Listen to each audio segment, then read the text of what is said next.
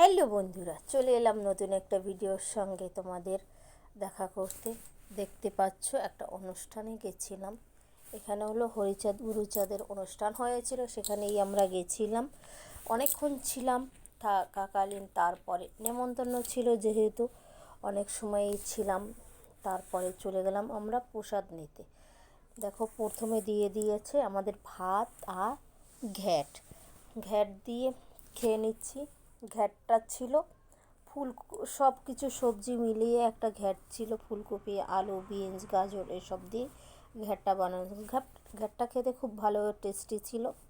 যাই হোক, ওটা দিয়ে খাচ্ছি। তারপরে চলে আসবে ডাল, একটু পরে ডাল দিয়ে যাবে, তার অপেক্ষায় বসেছিলাম। ঘ্যাটটা দিয়ে আস্তে আস্তে করেই খাচ্ছিলাম আমি, আর অন্যদিকে সবাই আমার দিকে তাকাচ্ছিল। সবাই দেখো খাচ্ছে বসে একসঙ্গে, আমিও খাচ্ছি।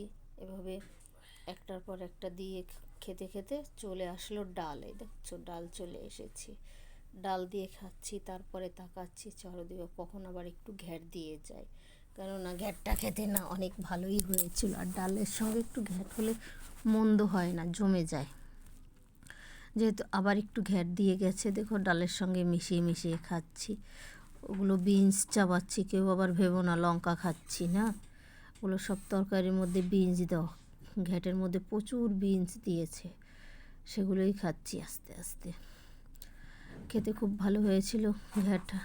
যাই হোক, তারপরে খেতে খেতে অনেকক্ষণ হয়ে গেল, কারণ অনেক লোক বসছে তো খেতে, তাই একটু দিতেও অসুবিধা হচ্ছে সবার, এত লোক পাওয়া যায় না সব সময়। যাই হোক, আবার চলে এলো, পাশে কথা বলছিল, তারপরে ওটাই শুনছিলাম। আবার চলে এলো কি ঘ্যাট, আবার একটু ঘ্যাট নিয়েছিলাম, কারণ ঘ্যাটটা আমি 4বার না 5বার নিয়েছি, দেখেছো।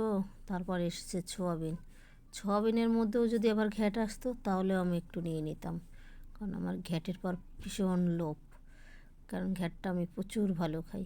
দেখো, তোমাদের দেখাচ্ছি বন্ধুরা, সোয়াবিন খেতে কে কে ভালোবাসো কমেন্ট করবে, বা ঘ্যাট খেতে কে কে ভালোবাসো সেটাও বলবে। নিরামিষ ঘ্যাট আমার প্রচুর ভালো লাগে।